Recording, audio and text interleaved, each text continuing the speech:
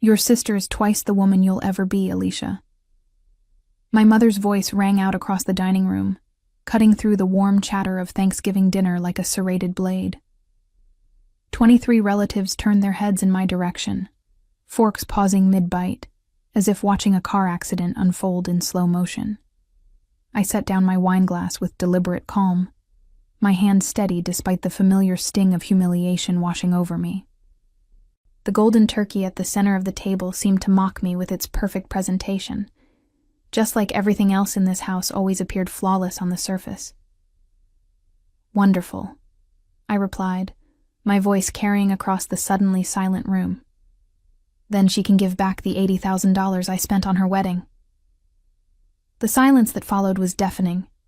Even Uncle Robert, who never stopped talking about his fishing trips, sat frozen with his mouth half open. My father nearly choked on his cranberry sauce, coughing violently while my mother's face drained of all color.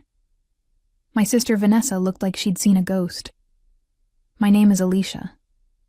I'm 29 years old, and I work as a procurement manager for Oakenlight Publishing in Portland, Oregon.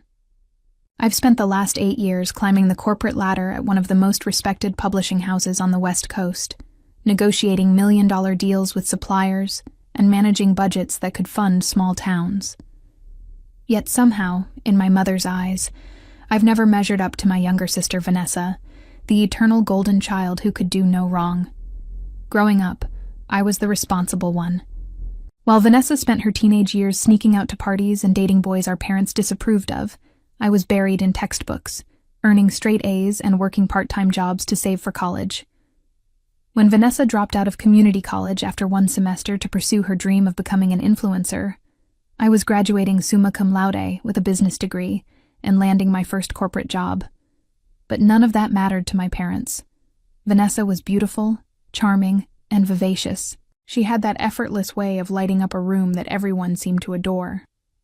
I was the practical one, the boring one, the daughter who sent birthday cards on time and remembered anniversaries, but somehow never sparked the same pride in my mother's eyes. The pattern had been set in stone for years. Vanessa would make impulsive decisions, create chaos, and somehow emerge as the victim who needed rescuing. I would be the one expected to clean up the mess, usually with my wallet. My parents never asked directly, but the hints were always there. Vanessa was struggling. Vanessa needed help. Surely Alicia could spare a little assistance for family. And like a fool, I always did.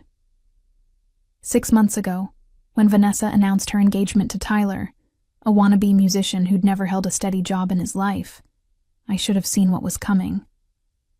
The way my mother's eyes lit up as she started planning the wedding of the century, the way she casually mentioned the venue costs, the photographer prices, the catering expenses, the way she sighed dramatically about how tight money was since my father's small accounting firm had lost 2 major clients. I should have walked away then. I should have said no when the requests started rolling in. But family was family, and somehow I found myself writing check after check, telling myself it was an investment in Vanessa's happiness. The venue deposit, the dress alterations, the flowers, the photographer, the honeymoon suite in Cabo. $80,000 later, I realized I'd been played. Now, sitting at this Thanksgiving table surrounded by my extended family, listening to my mother once again sing Vanessa's praises while diminishing my achievements, something inside me finally snapped. The words had tumbled out before I could stop them, and there was no taking them back. The truth was finally on the table, served alongside the sweet potatoes and stuffing.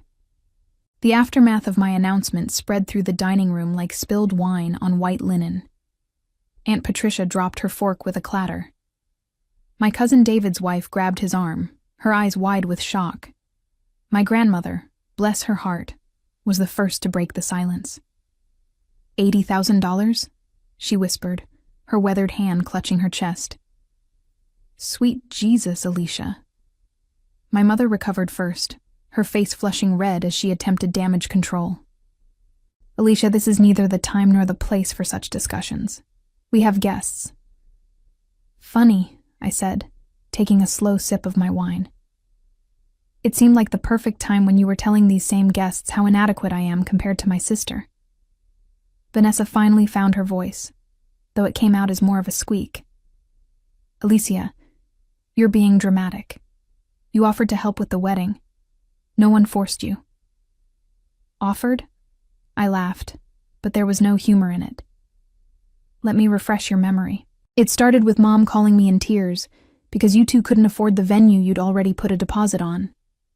Then it was the dress emergency when you decided the first one wasn't special enough.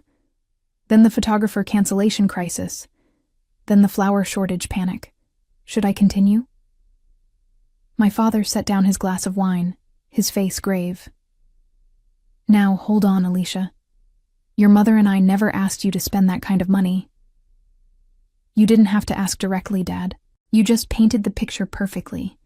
Poor Vanessa's dream wedding was falling apart. The family reputation was at stake. And who else could possibly save the day but reliable Alicia with her steady job and no husband or children to spend money on? The last part stung as I said it, but it was the truth. At 29, I was the only unmarried child in my extended family. My success at work had come at the cost of personal relationships. While my peers were getting married and starting families, I was working 60-hour weeks and traveling for business. My mother never let me forget that particular failing. I remember you being excited about helping, Vanessa said, her voice defensive. You said you wanted to contribute to making my day special. I was excited, I admitted, because I thought I was helping my sister create beautiful memories. I thought maybe, just maybe, this would be the thing that brought our family closer together. I thought you'd appreciate the sacrifice I was making. Sacrifice? My mother's voice rose an octave. You make it sound like we held a gun to your head. You didn't need a gun, Mom. You had something much more effective. You had guilt, manipulation, and the promise that someday my contribution would be acknowledged and appreciated. Instead, 6 months later, I'm sitting here being told I'm half the woman my sister is. The weight of 8 years of accumulated resentment was pouring out of me now, and I couldn't stop it. Every birthday where Vanessa's gifts were praised while mine were overlooked. Every holiday where her latest boyfriend was welcomed with open arms while my work achievements were dismissed as boring. Every family gathering where she was the star while I was the reliable wallflower. Vanessa's been through a lot, my mother said, her voice taking on that familiar protective tone. The wedding stress, adjusting to married life, Tyler's music career struggles, she needs our support. And what about what I've been through? I asked. The 70-hour work weeks to afford your definition of family support? The sacrificed vacations? The depleted savings account? The sleepless nights wondering if I'll have enough left to buy my own house someday? My Aunt Patricia cleared her throat uncomfortably. Maybe we should change the subject. This is family business. No, I said firmly. This became everyone's business the moment Mom decided to use our family dinner as a platform to publicly humiliate me. If she wants to air family dynamics in front of everyone, then everyone gets to hear the whole story.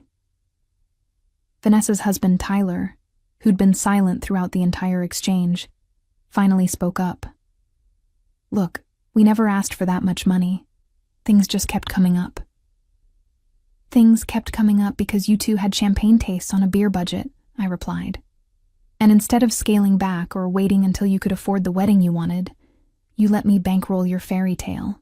The irony wasn't lost on me that I was having this conversation at Thanksgiving, a holiday supposedly about gratitude.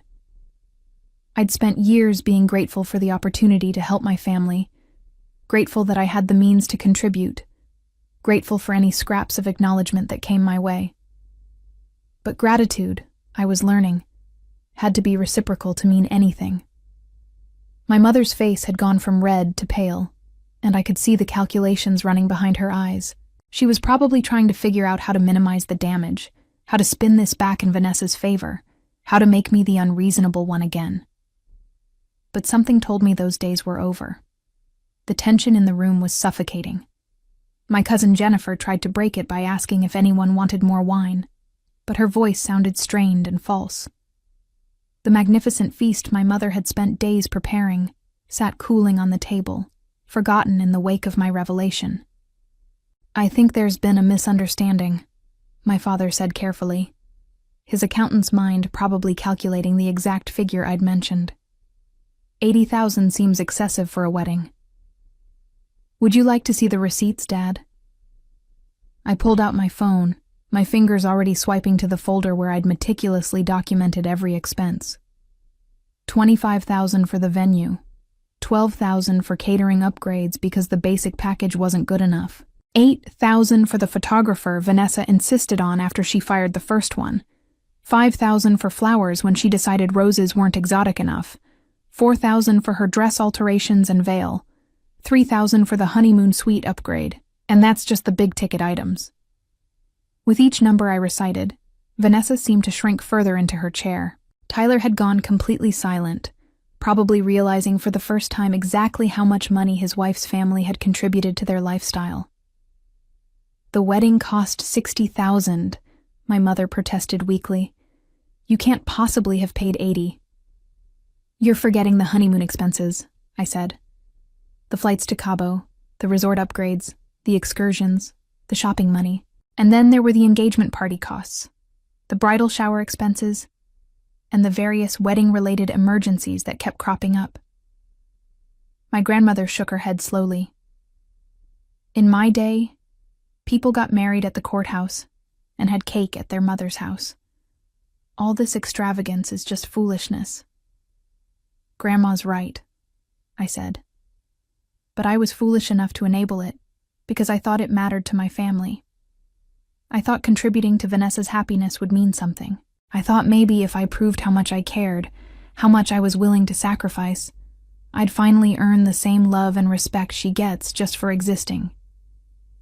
The words hung in the air like smoke from a snuffed candle.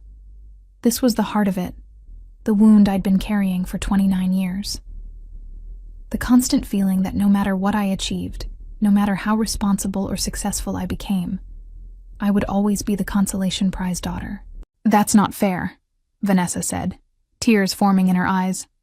"I never asked you to compete with me."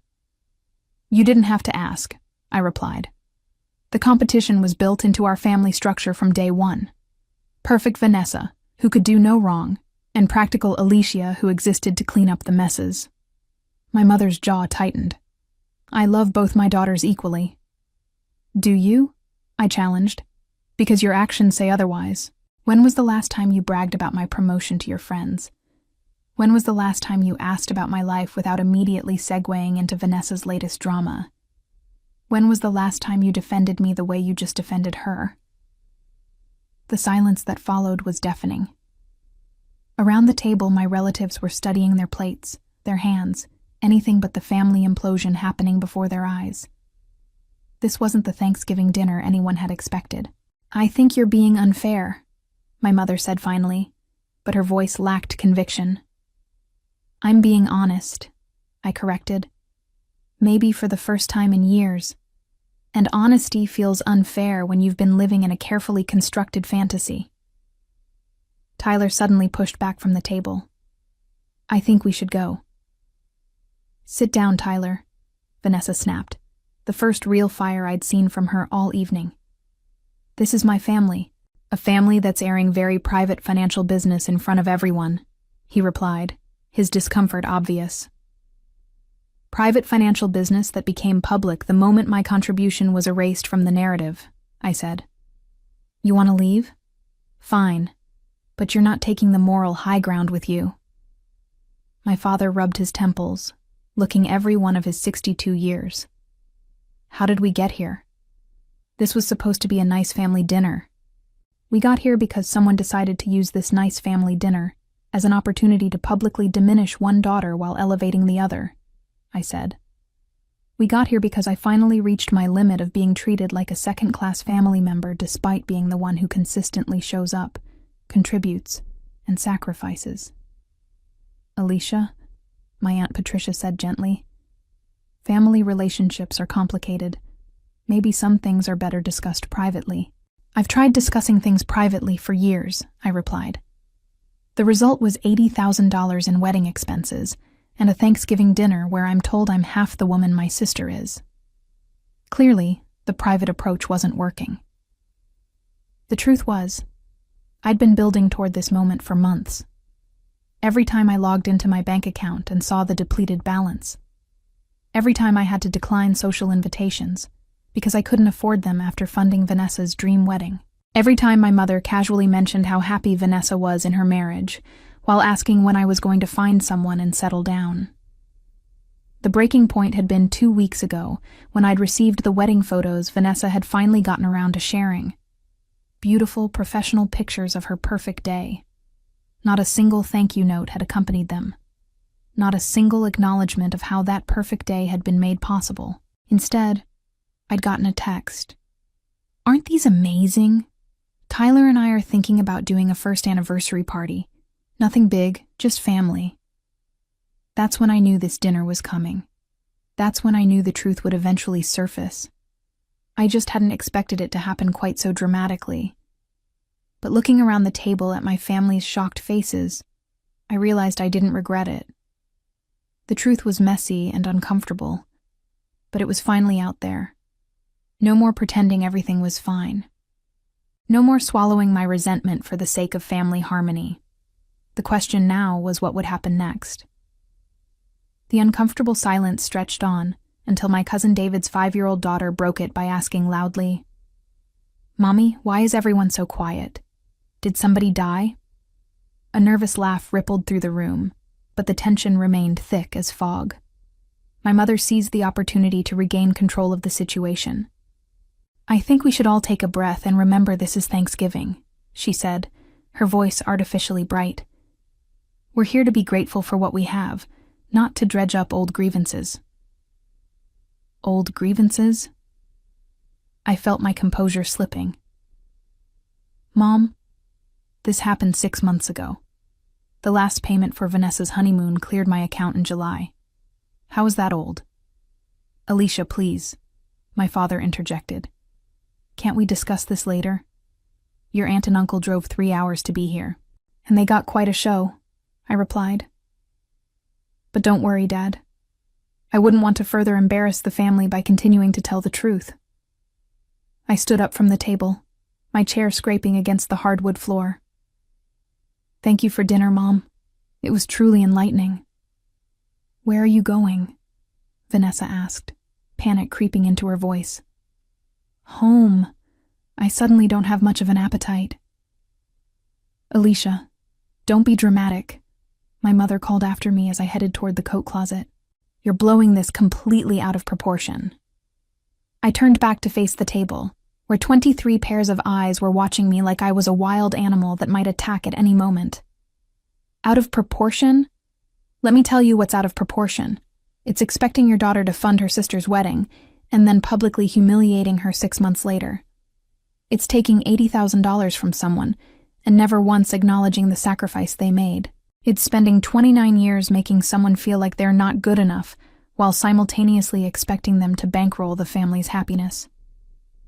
Tyler had gone pale. $80,000 is a lot of money," he said quietly.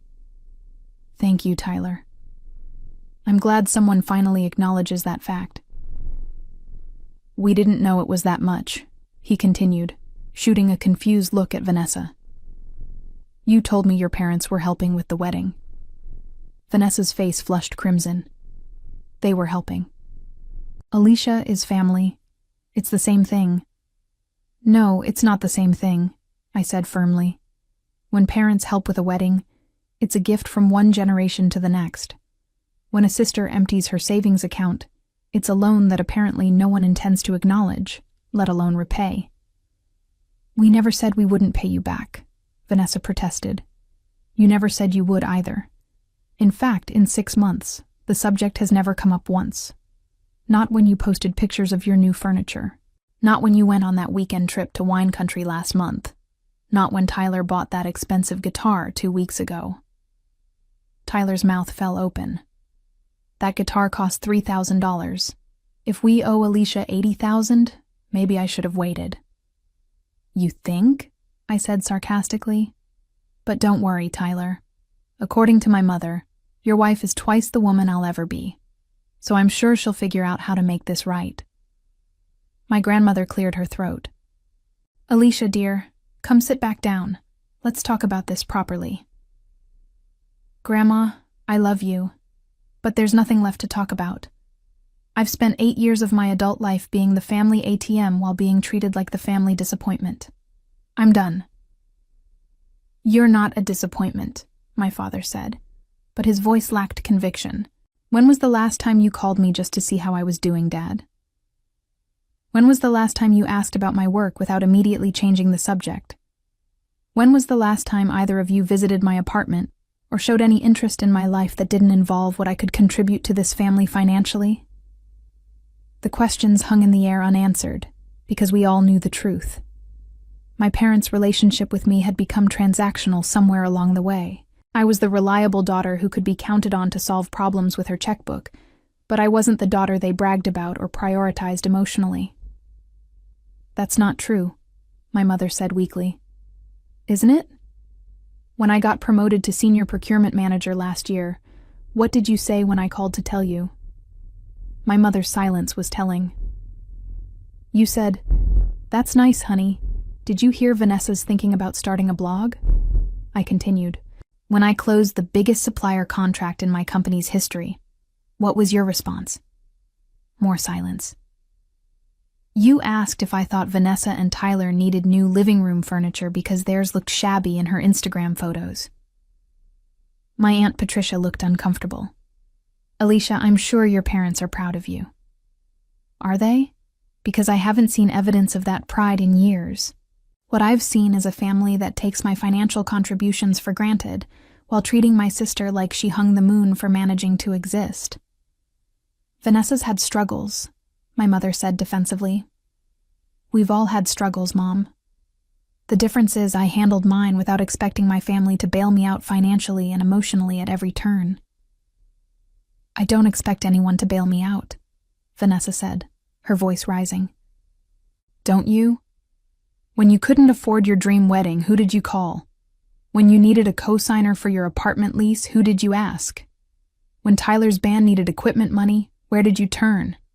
And now when you want to throw a first anniversary party, who do you think will end up paying for it? We haven't asked you for money for the anniversary party, Vanessa protested. Yet, I said, but I can read the writing on the wall. Mom's already mentally planning it, and Tyler just realized how much money your family actually spent on your wedding. How long do you think it'll be before the hints start? Before the family obligation guilt kicks in? My cousin David's wife leaned over to whisper something in his ear, and he nodded grimly. I suspected they were making mental notes to limit their own financial exposure to family expectations in the future. You're being unfair, my mother said again, but her protests were getting weaker. I'm being realistic. And the reality is that I've enabled this family's dysfunction for years, by constantly saying yes, constantly sacrificing, constantly putting everyone else's needs before my own. Well, not anymore. What does that mean? Vanessa asked nervously. It means the Bank of Alicia is officially closed. It means I'm done being the family's financial backup plan. It means the next time someone in this family needs money, they'll have to figure it out themselves or ask someone else. The room went quiet again, but this time it felt different. It felt final. 3 weeks later, I was still replaying that Thanksgiving dinner conversation in my mind when my phone rang at 9 p.m. on a Tuesday. Vanessa's name flashed on the screen, and I debated letting it go to voicemail. We hadn't spoken since I'd walked out of my parents' house, and I wasn't particularly eager to break that streak, but curiosity got the better of me. I answered on the 4th ring. Alicia. Vanessa's voice sounded small and shaky. I need to talk to you. If this is about an apology for Thanksgiving, you're about 3 weeks late. If it's about money, the answer is no. It's not about money.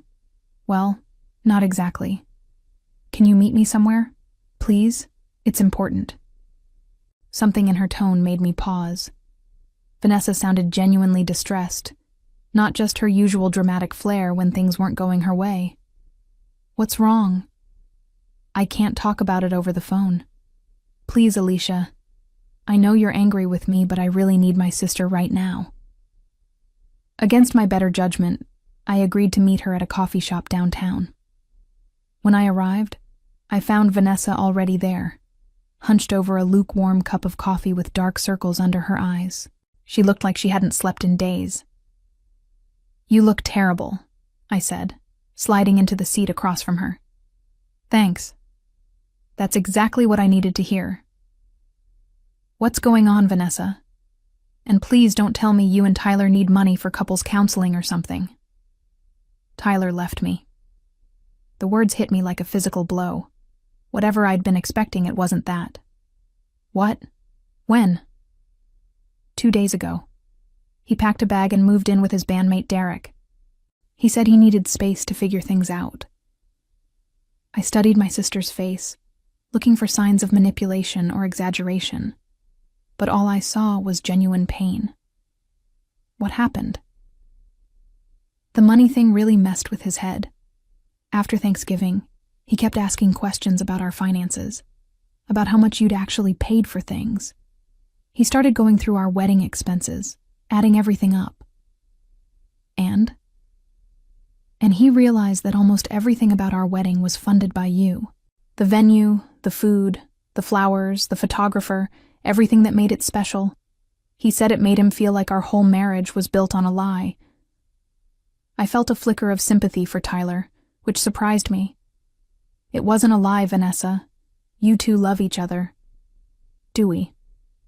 Because apparently, while I was telling Tyler that Mom and Dad were helping with wedding costs, he was assuming they could afford to be generous because Dad's business was doing well. When he found out the truth, that you'd emptied your savings account for us, he felt like I'd deceived him.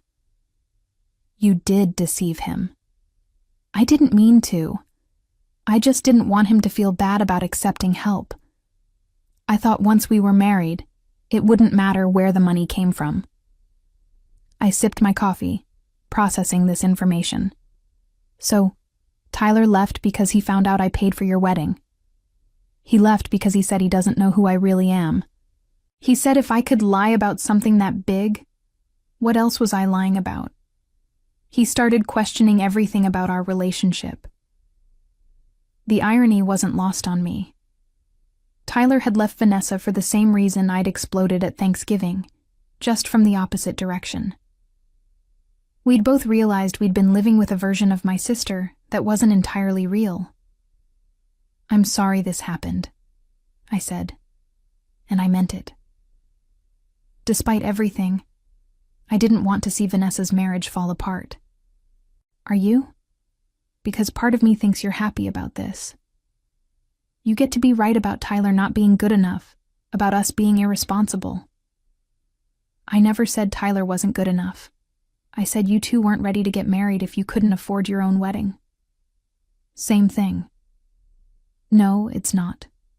And no, I'm not happy about your marriage falling apart. I'm sad for you, but I'm not surprised that lies eventually have consequences. Vanessa's eyes filled with tears. I need to ask you something, and I need you to be honest with me. Okay. Did you know this would happen? When you brought up the money at Thanksgiving, did you know it would destroy my marriage? I considered the question carefully. I knew Tyler would eventually find out the truth about who paid for what. I thought he already knew.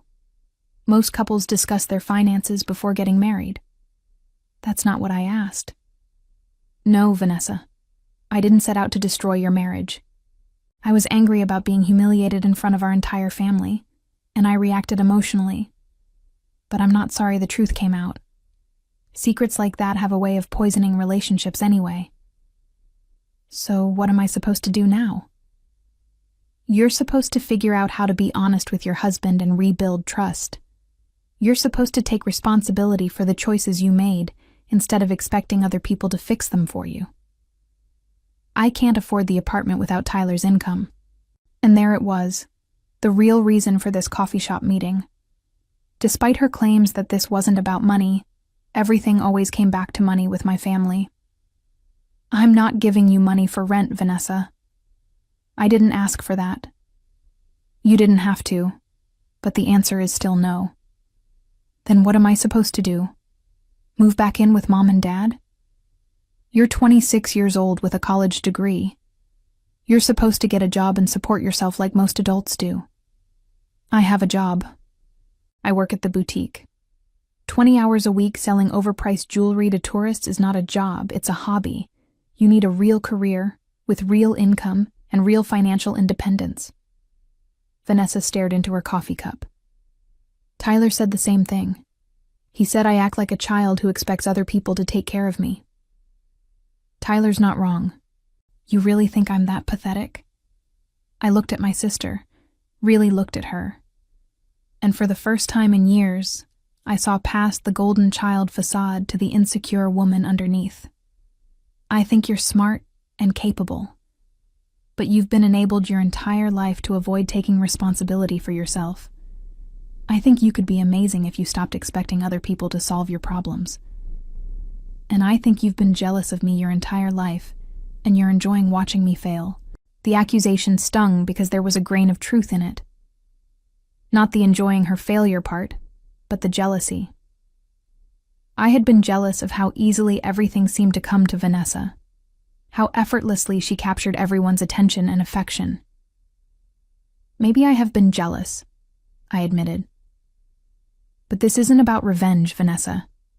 This is about consequences. You made choices, and now you're dealing with the results of those choices. With no help from my family. You've had plenty of help from your family, $80,000 worth, plus a lifetime of emotional support and preferential treatment. Maybe it's time you learn to help yourself. Vanessa stood up abruptly, her chair scraping against the floor. I should have known you'd be like this. Cold and practical, just like always. And you should work on being honest and responsible, just like never. She walked away without another word, leaving me sitting alone with 2 half-empty coffee cups and the satisfaction of finally saying exactly what I'd been thinking for years. But as I drove home that night, I couldn't shake the feeling that this was just the beginning. I was right. 2 weeks after the coffee shop confrontation, my phone started ringing with increasing frequency. First it was my mother, her voice carefully controlled as she explained that Vanessa was going through a difficult time, and maybe I could extend some sisterly support. Then it was my father, taking a more direct approach and asking if I could help Vanessa with her rent, just until she gets back on her feet. I said no to both of them. Then my Aunt Patricia called, having heard through the family grapevine about Vanessa's marital problems. She suggested that perhaps I was being a bit harsh, and that families should stick together during difficult times.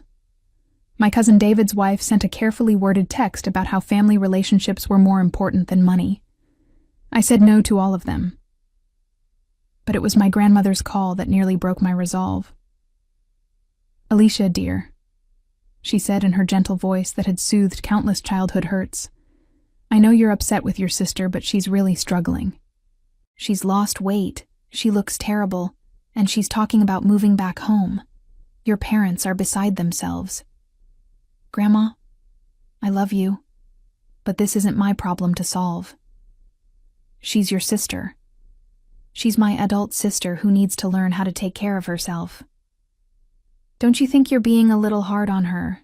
She made some mistakes, but haven't we all? It was emotional manipulation wrapped in genuine concern, and it almost worked. Almost. Grandma, would you respect me less if I told you I was tired of being the family's financial safety net?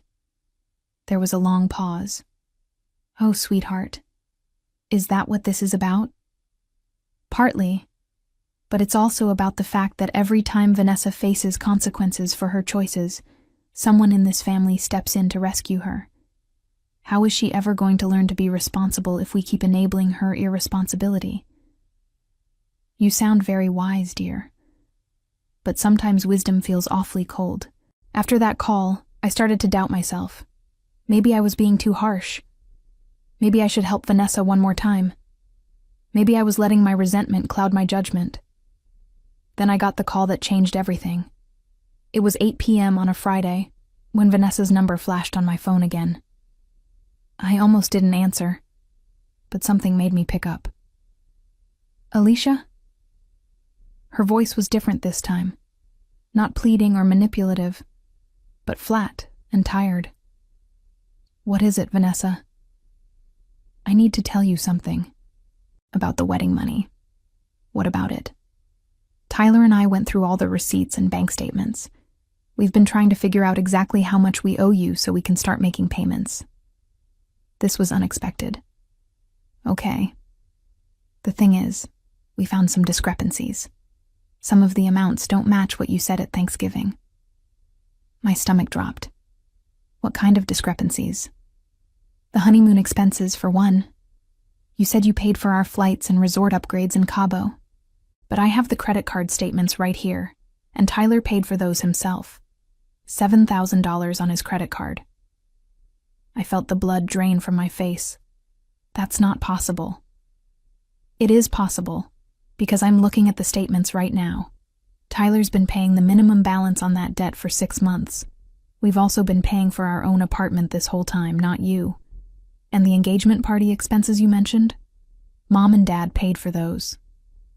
The room started spinning. Vanessa, I have receipts for everything. Do you? Because Tyler and I would really like to see them. We want to pay you back for what we actually owe, but we need to know the real number. My mind was racing. How could the amounts be wrong? I'd been so careful, so meticulous in tracking every expense. I'd been angry for months about the financial burden I'd carried for their wedding, and now Vanessa was telling me half of those expenses hadn't actually been mine.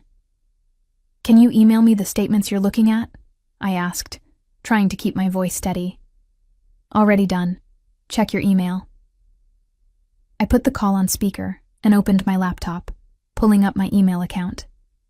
There were indeed several messages from Vanessa with attachment files. Bank statements, credit card bills, receipts, all organized and labeled. As I opened the documents, a cold realization began to settle over me. Tyler had paid for significantly more of their wedding expenses than I'd realized. The honeymoon costs I'd been resentful about were entirely on his credit card. Several vendor payments I thought I'd made had actually come from my parents' account. Vanessa, I said slowly, I need to check my own records. I think there might have been some confusion. Confusion about what?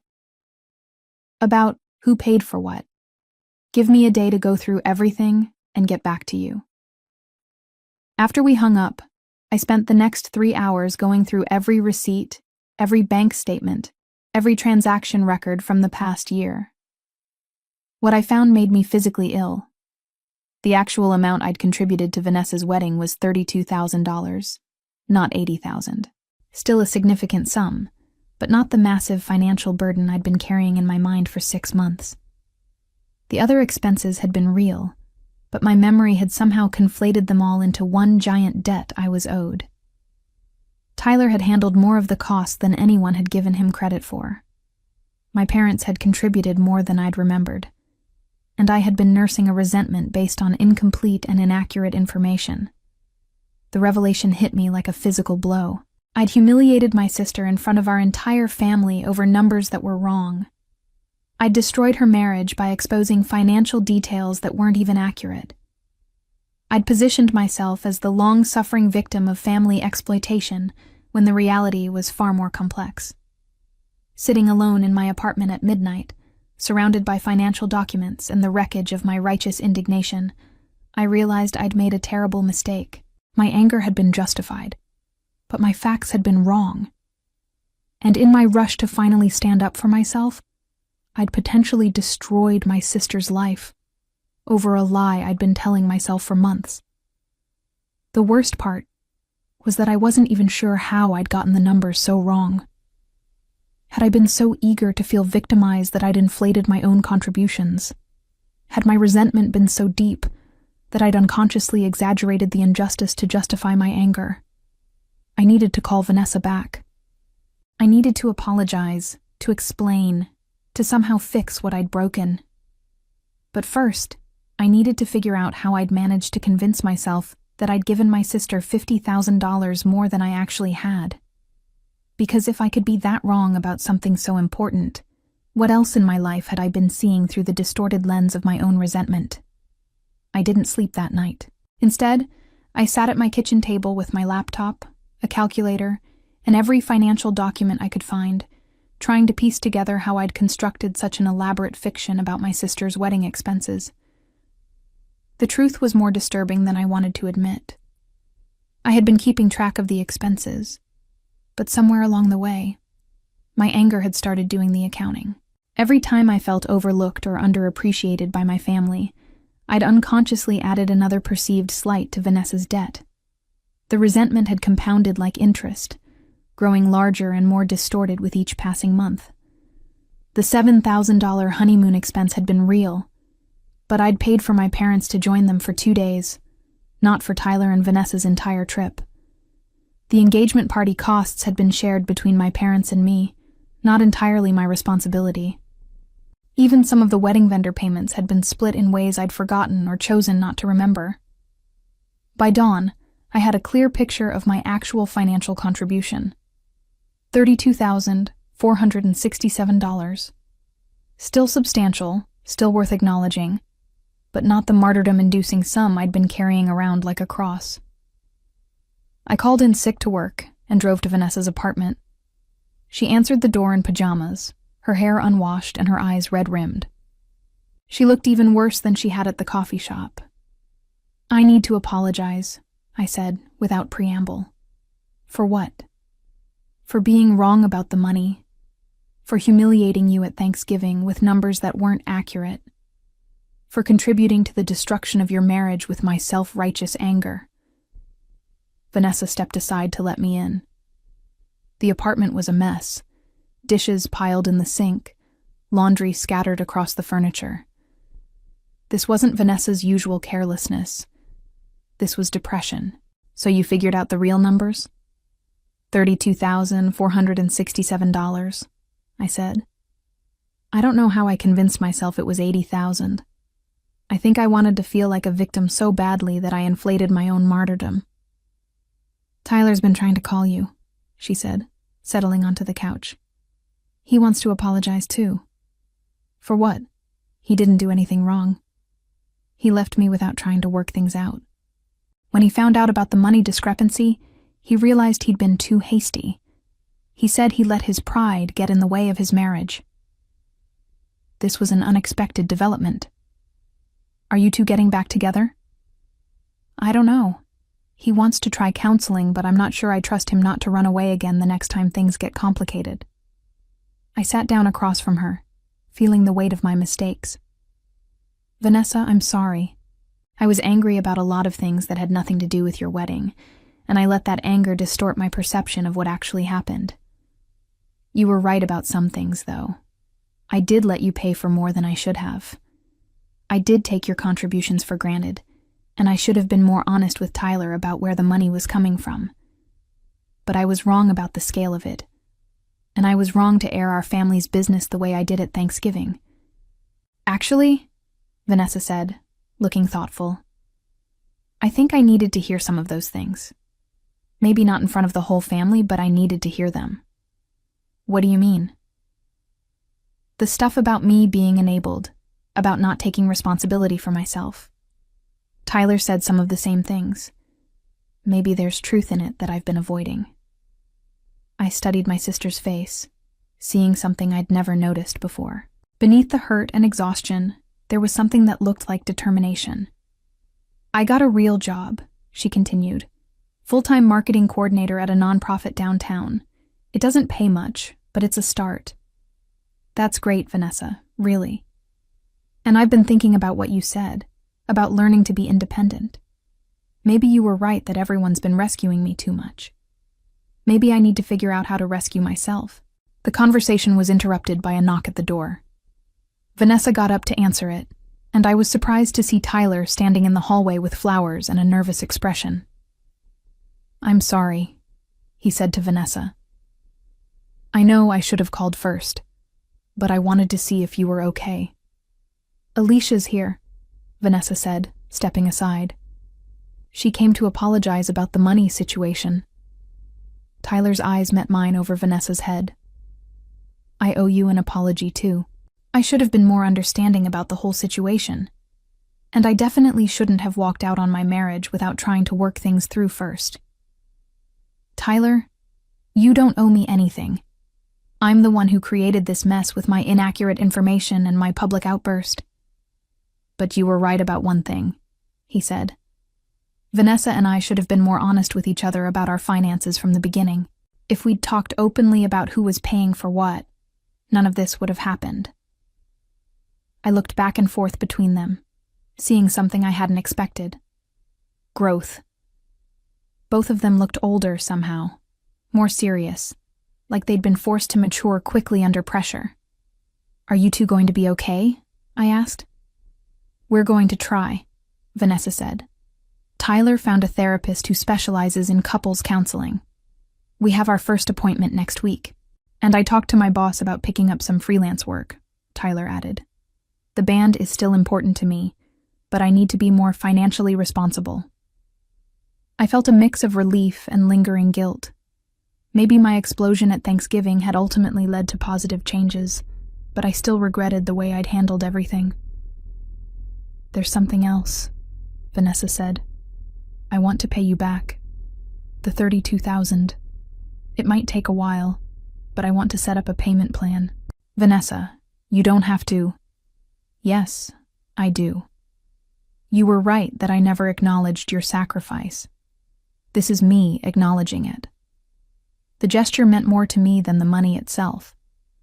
For the first time in our adult relationship, Vanessa was taking responsibility and initiative instead of waiting for someone else to solve her problems. 2 months later, I was having dinner with my parents when my father brought up what he now referred to as the Thanksgiving incident. Have you talked to your sister lately? He asked, cutting into his salmon. We text pretty regularly now, I said. She and Tyler seem to be working things out in counseling. And the money situation? She's been making payments. Small ones, but consistent. She's taking it seriously. My mother, who had been notably quiet during most of our recent family interactions, finally spoke up. I owe you an apology, Alicia. I nearly choked on my wine. In 29 years, I couldn't remember my mother ever directly apologizing to me for anything. For what? For the way I've treated you compared to Vanessa. For taking your contributions for granted. For making you feel like you weren't valued in this family. My father nodded. We both owe you an apology. After Thanksgiving, we did a lot of thinking about family dynamics, and we realized we haven't been fair to you. This was not the conversation I'd expected to have. Mom? Dad? You don't have to. Yes, we do, my mother interrupted. I've been thinking about what you said, about when I last called just to check on you, about when I last bragged about your accomplishments. You were right. I haven't been a very good mother to you. The admission hung in the air between us. I'd wanted to hear these words for years, but now that they were finally being said, I felt more sad than vindicated. I think we all got caught up in patterns that weren't healthy, I said carefully. Vanessa told us about the real wedding expenses, my father said. She also told us you came to apologize when you realized your numbers were wrong. That took character, Alicia. It took honesty. Something I should have practiced more carefully from the beginning. We're proud of you, my mother said suddenly. Your job, your independence, the way you've handled this whole situation. We should have said that years ago. The words I'd been waiting my entire life to hear were finally being spoken, but they felt complicated now. I was grateful for them, but I also recognized that they were coming in the aftermath of a family crisis that could have been avoided if we'd all been more honest with each other from the start. Thank you, I said. That means a lot to me. Your grandmother wants to have a family dinner next weekend, my father continued. She's been worried about all of us since Thanksgiving. Would you be willing to come? Will Vanessa and Tyler be there? If you're comfortable with that. I considered it. The thought of another family dinner still made me nervous. but maybe it was time to try rebuilding rather than just reacting. Okay, but let's agree that family dinners are for celebrating each other, not for airing grievances or making comparisons. Agreed, my mother said quickly. The following Saturday, I found myself back at my grandmother's house, the same house where I'd spent countless childhood holidays.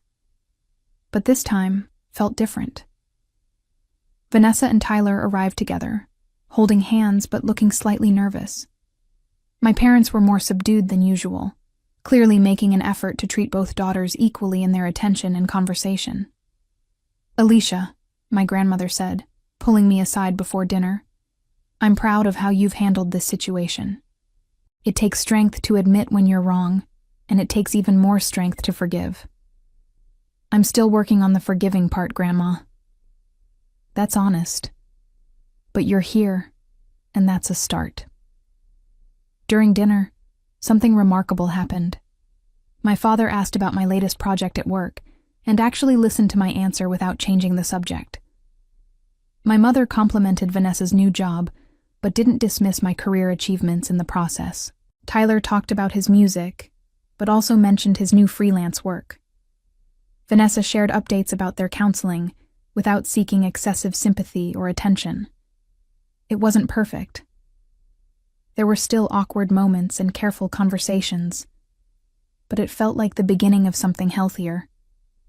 After dinner, Vanessa approached me in the kitchen while I was helping with dishes. I have something for you, she said, pulling an envelope from her purse. Inside was a check for $500 and a handwritten note. This is the first real payment toward what I owe you, she said. Not just the money, but the acknowledgement and respect I should have given you all along. I looked at the note, which was longer than any thank you message Vanessa had ever written me. It detailed specific things she was grateful for, specific sacrifices I'd made that she was finally recognizing, and specific commitments she was making to change her behavior going forward. Vanessa, this is long overdue, she finished. I know I can't change the past, but I want to do better going forward. Tyler and I are both working on being more responsible, more honest, and more grateful for the people who've supported us. How are things with you two? Better. Harder, but better. We're learning how to talk about difficult things instead of avoiding them. And we're learning how to build a marriage that doesn't depend on other people's money or approval. Looking at my sister, I realized she looked different. Not just the weight loss or the tiredness, but something deeper.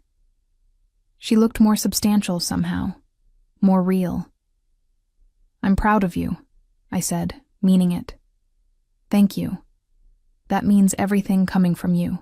As we finished cleaning up together, I felt something I hadn't experienced in years. Hope for our relationship.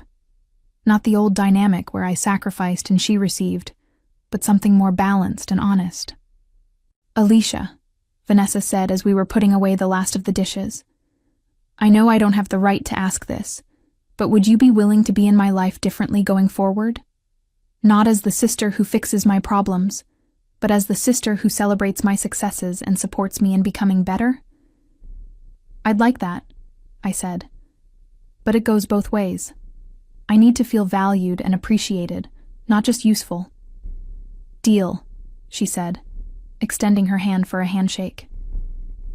Deal, I agreed, shaking it. It was a small gesture, but it felt like a new beginning. 6 months after that family dinner, I was sitting in my office reviewing quarterly budget reports when my assistant knocked on my door. There's someone here to see you, she said. Your sister? I looked up, surprised. Vanessa rarely visited my workplace, and we hadn't scheduled anything. Send her in. Vanessa appeared in my doorway, wearing a professional-looking dress I'd never seen before, her hair neatly styled, carrying a small gift bag. I hope I'm not interrupting anything important, she said. Just boring spreadsheets. What brings you by? 2 things. First, I wanted to give you this. She handed me the gift bag. Inside was a framed photo from her wedding day, but not one of the typical pose shots I'd seen before. This one showed me in the background, looking proud and happy as I watched the ceremony. I remembered the moment. It was right after Vanessa had said her vows, and despite all the stress and expense, I'd felt genuinely joyful for her. "I found this when I was going through the wedding photos," she said. "I realized I'd never given you any pictures from the day, which was awful of me. But I wanted you to have this one because it shows what the day really meant to both of us." The gesture touched me more than I'd expected. "Thank you. This is perfect." The second thing is bigger news. Tyler and I are buying a house. "That's wonderful. Congratulations." "We wanted to invite you to the housewarming party, but more importantly, I wanted you to know that we're buying it entirely with our own money. No family loans, no financial help, no parental co-signers. Just what we've saved and what the bank approved us for based on our actual income." The pride in her voice was unmistakable, and I felt a corresponding surge of pride for her. "Vanessa, that's incredible. I'm so proud of you both. It's a small house and it needs work, but it's ours. Tyler's freelance work has really taken off, and my nonprofit job led to a better position at a marketing firm. We're finally living within our means and building something sustainable. How does it feel? Scary and exciting and real, like we're finally growing up?" I came around my desk to hug her, something that had become easier between us over the past few months. "There's one more thing," she said as we separated. "I made the last payment on what I owed you yesterday. We're officially even." The check I'd received in the mail that morning had indeed been larger than her usual monthly payment, and I'd wondered about it. "You didn't have to pay it all off so quickly." "Yes, I did. I wanted to start fresh in our new house, without any family debt hanging over us. And I wanted to prove to myself that I could follow through on my commitments." Looking at my sister, I marveled at the change in her over the past year. The woman standing in my office was confident, responsible, and genuinely happy in a way that didn't depend on other people's approval or financial support. "I'm really proud of who you've become," I said. "I'm proud of who I've always been too," she replied. "I just had to learn how to see it myself instead of waiting for other people to show me." After Vanessa left, I sat back in my chair and reflected on the journey we'd all taken since that explosive Thanksgiving dinner. My relationships with my parents had improved significantly. They made more effort to show interest in my life and accomplishments, and I made more effort to appreciate their attempts to change old patterns. Tyler had become someone I genuinely liked and respected. His willingness to examine his own role in their financial problems and work to become more responsible had impressed me. He and Vanessa seemed genuinely happy together now, but in a more mature way than before. As for me, I'd learned some difficult lessons about the difference between justified anger and distorted resentment. I'd also learned that sometimes explosive honesty, even when it's messy and imperfect, can lead to healthier relationships in the long run. My phone buzzed with a text from my grandmother. "Family dinner this Sunday. Can you make it? Your aunt is making her famous apple pie." I smiled and texted back, "Wouldn't miss it." A year later, Vanessa and Tyler sent me a photo from their first anniversary. Not a lavish party or expensive celebration, but a quiet dinner at home in their new house with a cake they'd baked themselves. The caption read, "Celebrating 1 year of marriage and 6 months of complete financial independence. Thank you for teaching us both what real family support looks like." The transformation wasn't just in their finances or their relationship. It was in their understanding of what it meant to be adults, partners, and family members. They'd learned to build their happiness on their own foundation rather than on other people's sacrifices. And I'd learned that sometimes the most loving thing you can do for family is refuse to enable their dependence, even when it causes short-term pain for everyone involved. In the months that followed the Thanksgiving confrontation, the entire family faced a reckoning that went far beyond the financial disputes. My mother struggled with the realization that her favoritism had damaged both her daughters and spent considerable time in therapy learning to rebuild relationships based on equity rather than preference. My father, humbled by his role in the family's dysfunctional dynamics, made deliberate efforts to show equal interest and pride in both his children's achievements. Tyler's credit suffered from the wedding debt he'd hidden, and he spent over a year rebuilding his financial reputation while learning to communicate honestly about money with his wife.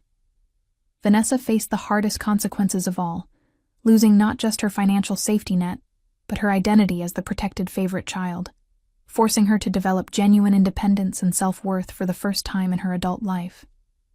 Looking back on that explosive Thanksgiving dinner, I realize it was the moment I stopped being a victim of my family's dysfunction and started being an architect of healthier relationships, even when the construction process was painful and messy for everyone involved.